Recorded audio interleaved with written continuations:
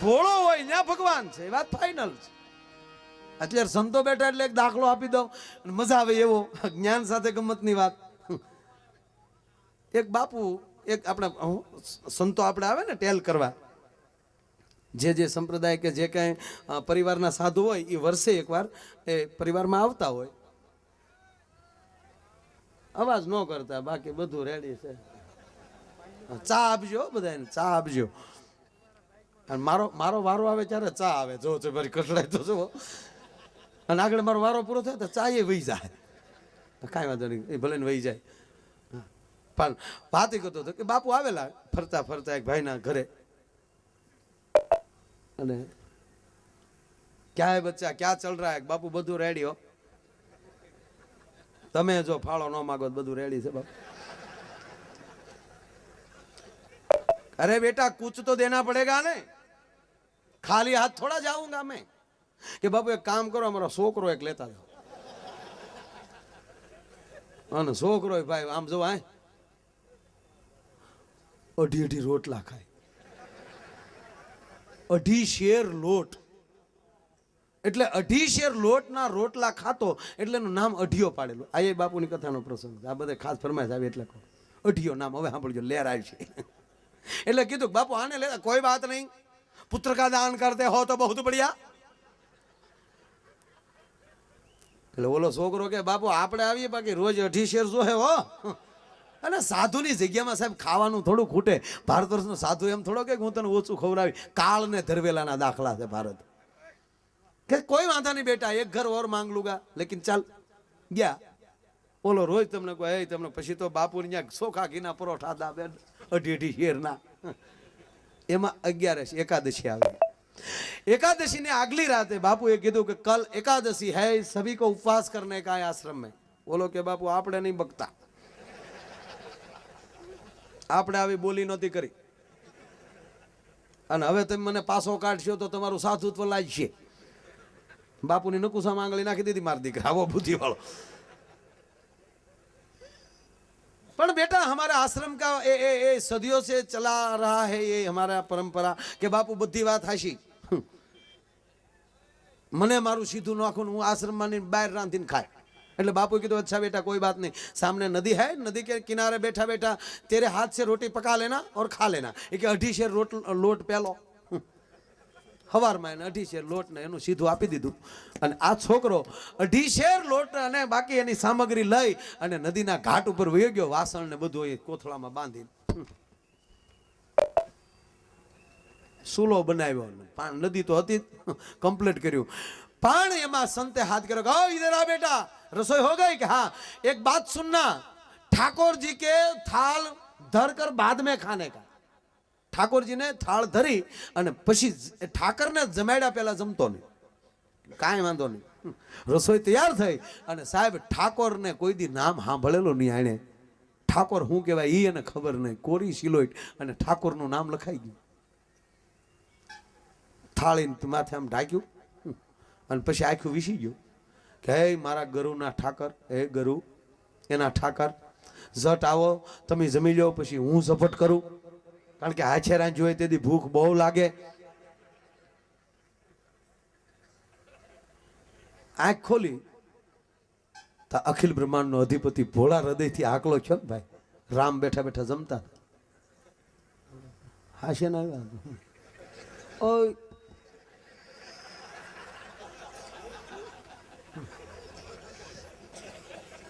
તમને કહે ભાઈ કોણ? ગરુનો ઠાકર. મોઢું નથી. ભગવાન ઈશારો કર્યો, જમતા જમતા બોલતો નથી. ભગવાનને ખબર હતી કે આને વાતચીત ન કરે, ઝપટ કરી લેવાય. અને પહેલી વાર સાહેબ એક પવિત્ર માણસ, બુદ્ધિ વગરનો માણસ, સરળ માણસ, હાવ ભાવનો માણસ હાથે રસોઈ બનાવતો હોય. મારો રામ સબરીના બોર પછી પહેલી વેલી થાળી મરી હોય તો આ માણસની થાળી હતી. રામ ઝપટ કરી ગયા, અઢી શેર લોટ ઉલાળી ગયા, ઠામડાને ઘા કરીને ભાગ્યા. કાલે બોલો કે આ ઠાકર છે કે વાત, હું બધું ઉલાળી ગયો બધું. વાહ ગરુના ઠાકર વાહ. પણ એક મોજ એને બીજી હું આવી, મારો ગુરુ એકાદશી રહે પણ ગુરુનો ઠાકર એકાદશી નથી રહેતો, એટલે હું ન રહું તો હાલે. એ ફાઇનલ છે. આ ઠાકર આખી થાળી ખાઈ ગયો. બીજી એકાદશી આવી એટલે ગુરુને કીધું 5 શેર પૂરું. કેમ તો તારો ઠાકર ડોહો હાચેને આવ્યો તો બધું ઉલાળી ગયો ડોહો.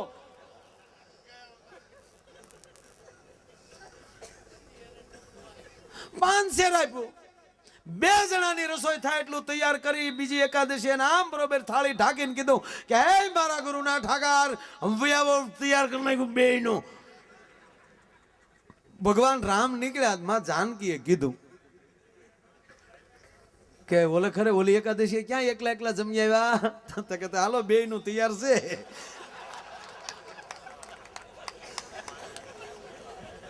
જગદંબા જગજનની જાનકી અન્નપૂર્ણા સાક્ષાત આવી અને આમ જામ કહેવાય કે નજર ખોલી ઓલે આંખ ઉઘાડી તા બે ખાય. હે ઠાકર પડખ્યા રૂમઝૂમ. તે ભગવાને કીધું પરણેલા શું એમ? મારા ગુરુ ખોટા પણ ના પાડે યાર, તેનો ઠાકર પરણેલો છે યાર. એટલે એને કીધું કે આમ ભલે તમારા ઈ રહ્યા પણ ખાવામાં બે હરખ્યા. ખાવ ખાવ પેટ ભરા ખાવ ખાવ એકલા એકલા બે હરખ્યા તો પૂરું થઈ ગયું. આદે બેયની રસોઈ જમીન સાહેબ ન્યાલી વિદાય લીધી અને ઓલે પાછો થાળીનો ખા કર્યો. ત્રીજી એકાદશી આ વિચારે એ 7.5 શેર પૂરું. ઈ ડોહો પરણેલો છે વાંઢો નથી. ગુરુને એમ છું કે આને કોઈક મિત્રો વધ્યા હશે, કોઈ ગોવાળિયા કોઈ મળ્યા હશે, આદિવાસી ભીલના જમાના કોઈ મળ્યા હશે, આનું મિત્ર સર્કલ વળ્યું છે જંગલમાં. બાકી ભગવાન તો ક્યાં આવે? 3.5 શેર 3 જણાની રસોઈ તૈયાર કરી અને પાછી આખું વિશીને કીધું કે હે મારા ગુરુના ઠાકર તમારા ઈ રસોઈ તૈયાર છે, જમવા પધારો. ભગવાન રાઘવેન્દ્ર સરકાર જગદંબા જગજનની જાનકી બે જ્યાં નીકળ્યા એટલે લક્ષ્મણે કીધું કે વનમાં હું હારે હતો. ઓલી એકાદશી બે માણા હપીને ખાઈ આવ્યા તો અમને વાંધો હું છે કે લક્ષ્મણ જો પહેલી વાત ઓલો બટક બોલો છે ગમે એમ બોલે ને તને રીહ બહુ ચડે અને મારો મારો પ્રિય પાત્ર હોય તો જ હું મને ખબર છે પ્રભુ એવું હોય ન્યા જ તમે જાતો કે બધું મૂંગું રહેવાનું બોલવાનું નહીં. હું નથી બોલતો. પૂછ તારી માન પૂછ કે નહીં બોલું તો હાલ. 7.5 શેર 3 જણાની રસોઈ તૈયાર અને આને જ આંખ ખોલી તો રામ લક્ષ્મણ ને જાનકી ને ઓલો આ હારે આવ્યા ઈ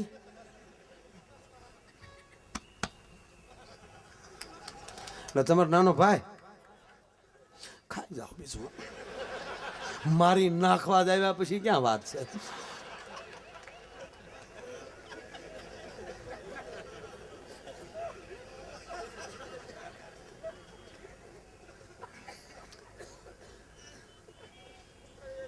ઓલે પાછા આવીને બીજી જયારે ચોથી એકાદશી આવી ત્યારે કીધું 10 શેર પૂરું.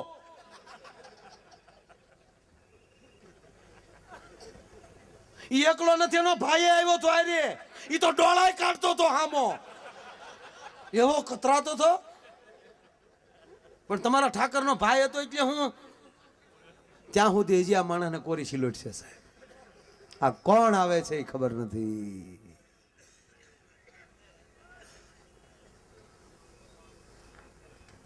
દસ શેર લઈને ગયો,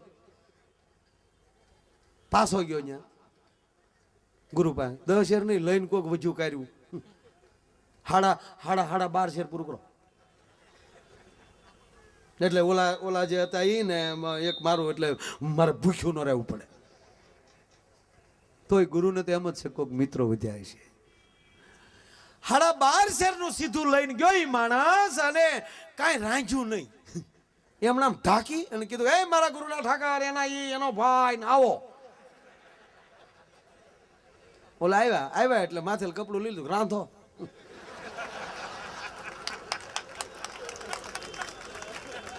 પણ આ વખતે એવું થયેલું ભાઈ, રામ લક્ષ્મણ જાનકી ત્રણેય આવતા હતા ત્યારે હનુમાને કીધું કે પ્રભુ સેવકનો હું વાગતા કે તો તું આલ પણ ઘડીક ખમીને આવી જાય. તો આમલે હનુમાન આવતા હતા કે આ એમ હજી કોઈ વાહે ખરા? હનુમાનજી આવ્યા હતા કે સુલો ઘેર લક્ષ્મણ કે ડોળા કાઢમાં બળતણ ભેગા કરે ભાઈ. અને માં રાંધે તો હારા આવીશો ને, રાંધો. ત્રણ એકાદશી થી એકલા મલિંદા ઉઠાવો તે. અને હું જો સામે વડલા હેઠે બેઠો, મારી થાળી ક્યાર થાય ત્યાં દઈ જાયજો એમ કરીને વડલા હેઠે વયો ગયો. પણ વિચાર તો કરો, માં જગદંબા પોતે રાંધવા બેઠી છે, હનુમાન ફૂકું મારીને સૂલો પેટાવતો હશે, અને મારો લક્ષ્મણ મહારાજ એમ કહેવાય કે ઈંધણા નાખતો હશે, અને ભગવાન રામ બેઠો જોતો હશે, અને ઓલો બેઠો સામે ત્યાં જોવે. રસોઈ તૈયાર થઈ સાહેબ, એટલું નહીં પણ જગદંબા જાનકીનો હાથ રસોઈને અડ્યો, વડરાઈમાં સુગંધ ફેલાની. બોલો વાસ લેતો કે હાથ હારો કારે રંધાયું. એ ઉતાવળ રાખજો. હાય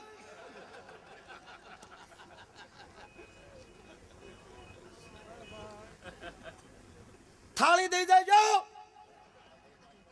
રસોઈ તૈયાર થઈને ઓલા કીધું હવે જલ્દી. તક ઉભો રહે. કેમ કે આ રસોઈ અમીએ બનાવી. બરાબર. એટલે તાકે અમારે અમારા ઠાકરને બોલાવો. તમારે ઠાકર છે પાછો. એ વાંધો નહીં, તો અમે અહીંયા વડલા હેઠે બેઠા હવે પાંદડા ખાવું, બીજું શું કરવું અમારે. અને સાહેબ હવે જોજો, ભગવાન રામનો ઠાકર એટલે ભગવાન આશુતોષ મહાદેવમ ત્રંબકમ યજામહે સુગંધિમ પુષ્ટિવર્ધનમ ઉર્વારુક્મિમ બંધના મૃત્યુ મોક્ષમામૃતમ. હર હર મહાદેવ, હર હર હર મહાદેવ, હર યાતે રુદ્ર શિવાતનુર ગૌરા પાપકાશિની તયાનસ્તનવા સંતમયાગિરી સંતાભિષાક સિંહ. પ્રભુ હે કૈલાસપતિ પધારો પધારો કીધું, પણ ભોળોનાથ તો આવ્યો, પણ હારે માં પાર્વતી હારે બે છોકરા. એ ભગવાનને જે આવતા જોવે છે સાહેબ.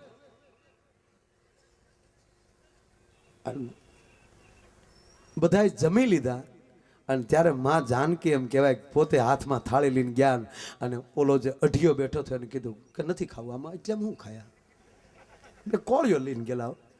ત્યારે માં એમ કહે છે માથે હાથ મૂકીને કે બેટા એક વાર તો મોઢું ખોલ. અને મોઢું ખોલ્યું, માં ભગવતીનો હાથ જ્યાં હોઠે અડ્યો, અને જ્યાં બ્રહ્મનું જ્ઞાન થયું સાહેબ, લાકડી પડે પગમાં પડી ગયો. અને તેથી ભગવાન રામ એમ કહે છે કે બેટા માગી લે.